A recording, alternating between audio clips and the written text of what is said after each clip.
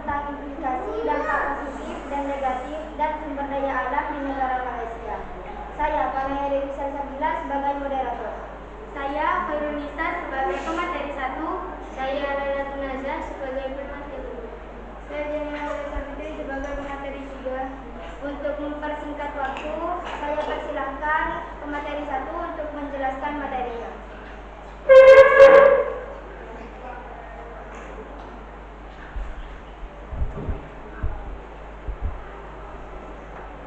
Implikasi di negara Malaysia.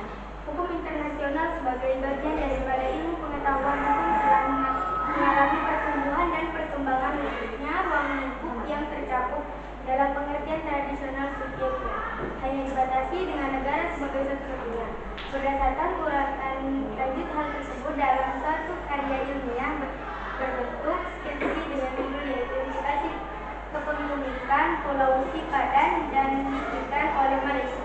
Berdasarkan putusan Mahkamah Internasional nomor 102 tanggal 17 Desember tahun 2002, rumusan masalah yang hendak dibahas dalam skripsi ini adalah proses lepasnya Pulau Sipadan dan Dikitan, upaya hukum pemerintah Indonesia atas lepasnya Pulau Sipadan dan Dikitan, kebijakan hukum yang dilakukan pemerintah Indonesia untuk menjaga pulau-pulau terluar negara Republik Indonesia.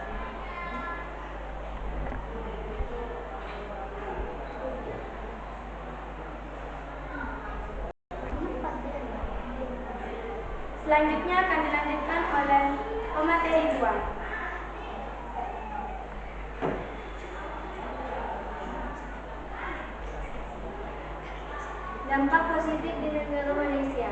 Mengetahui dampak positif dan dampak negatif dan mobilitas pekerja ke Sabah, Malaysia. Metode yang digunakan dalam penelitian ini adalah metode survei dan pengambilan sampai dengan global sampling sebanyak 75 responden. Analisis data dengan tabel frekuensi dan tabel silang. Hasil penelitian menunjukkan bahwa dampak positif dari mobilitas pekerja ke Sabah, Malaysia diperoleh nilai pemitan untuk rumah tangga migran di daerah asal dengan rata-rata per bulan sebesar 388.677 atau 4.664.124 per tahun. Pemanfaatan emiten lebih banyak digunakan untuk kebutuhan konsumtif daripada kebutuhan produktif. Selanjutnya akan dilanjutkan oleh pemateri 3.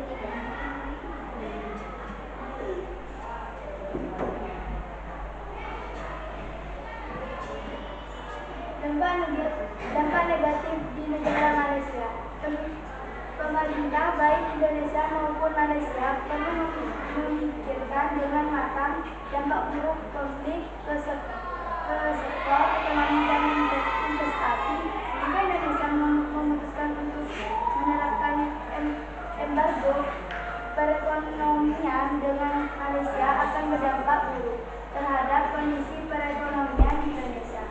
Setidaknya ada efek jangka pendek dan jangka panjang yang akan terjadi jika Indonesia tegas menyatakan pemutusan hubungan kerja sama dengan Malaysia, katanya. Selanjutnya akan saya kembalikan kepada moderator.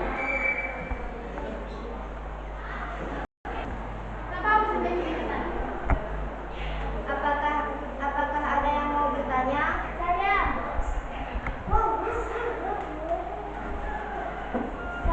Aziza Damayanti, saya perwakilan dari 24 akan bertanya.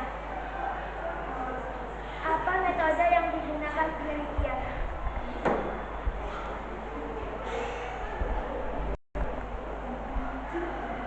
Metode yang digunakan adalah metode survei dan pengambilan sampel dengan global sampling sebanyak 75 responden.